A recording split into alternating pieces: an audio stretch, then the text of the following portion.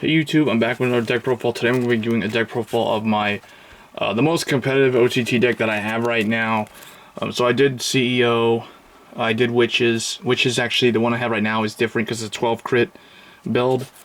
This, I kind of wanted it to be a 12 crit build, but at that point I was thinking, well, they have a Magus grade 1 Sentinel, but it doesn't really do anything. So we're still running the 4 draws in here for the Sentinel, but the deck doesn't really need that draw trigger. It could run 12 crit. I feel like if it was 12 crit, it would be even scarier to play against. But yeah, so we're gonna do a Magus. Magus is really good in the current meta. I feel like it's also one of the more fun decks to play, but people hate playing against it for some reason. I don't know why. But Pentagonal Magus, she's super good. 5 drive checks for discard 3. Assuming you've got your 2 Magus rear guards in the front row. But she's really good.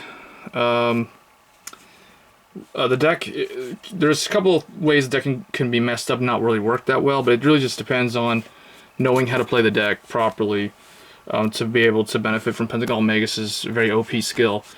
But yeah, that's one of the main win condition vanguards, I would say. The other one is Hexagonal Magus from the trial deck. So she's the main grade that you want to ride first.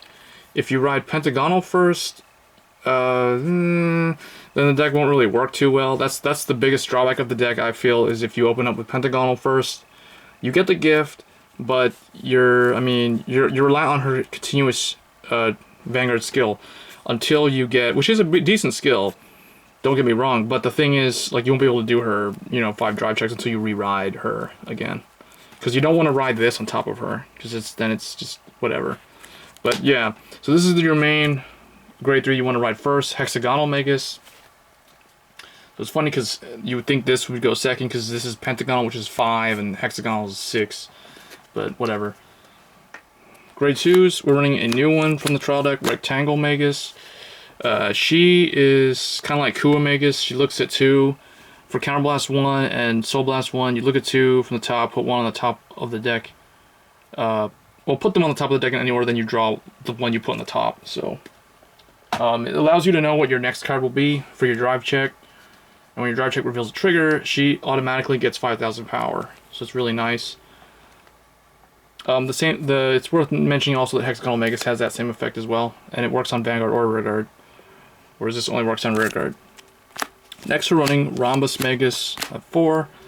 Rhombus Magus has always been like the main beat stick grade 2. She still is. When she attacks, if you got a Magus Vanguard, she gets 5,000 power. If the Vanguard is grade 3, your opponent cannot intercept. So I like that they added that new additional skill now, where if you're on grade 3 and you attack with her, they can't intercept her. So it's kind of a troll against protect mirror matches, to be honest, because usually the imaginary gift protect, the second one, this one, gives their interceptor 10,000 shield, which is very good as an interceptor. So it turns all of their basic rear guards on the front line, or at least on the gift marker, into strong beat sticks all the time. Even on your turn, they're strong, so it's hard to run over them, which I like a lot because it's protect, so it fits in with the playstyle. But she kind of trolls them because it's like, oh, they can't intercept with a big interceptor when she attacks the Vanguard. So usually she's kind of like a Silent Tom in that sense.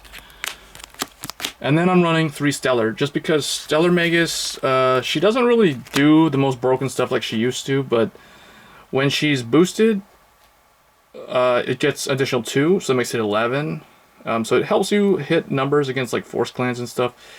When its attack hits a Vanguard, you may put a card from your hand on the top of your deck.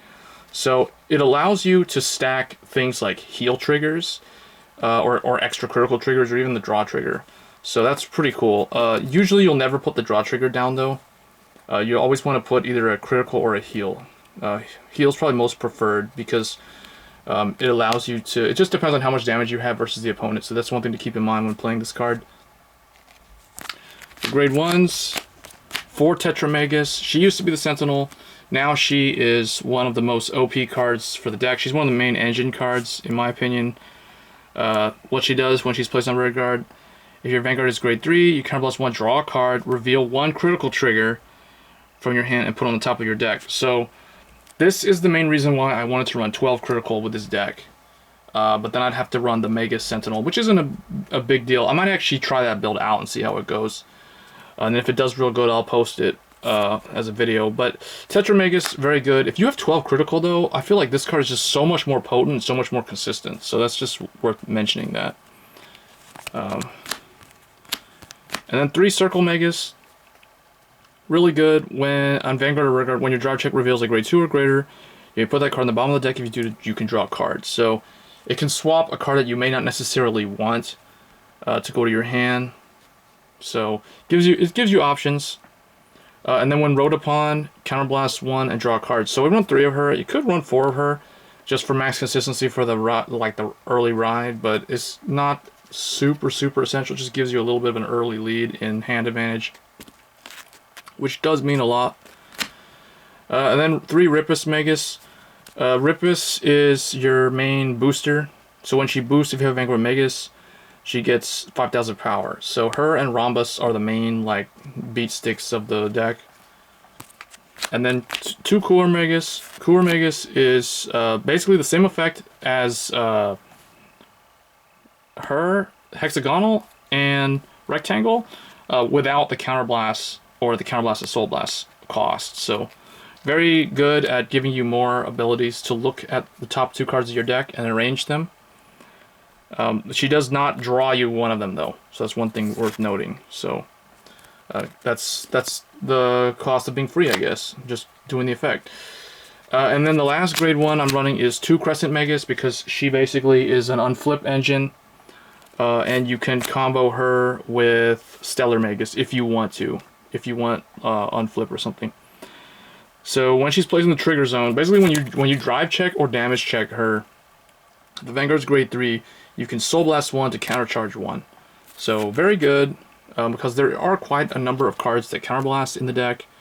Circle, Rectangle, Hexagonal, they all counterblast, and also Tetra Magus. So I think it's good running. It's like almost like having a little extra trigger, like those grade 3 drive check cards or Vanguards. So 2 Crescent Magus.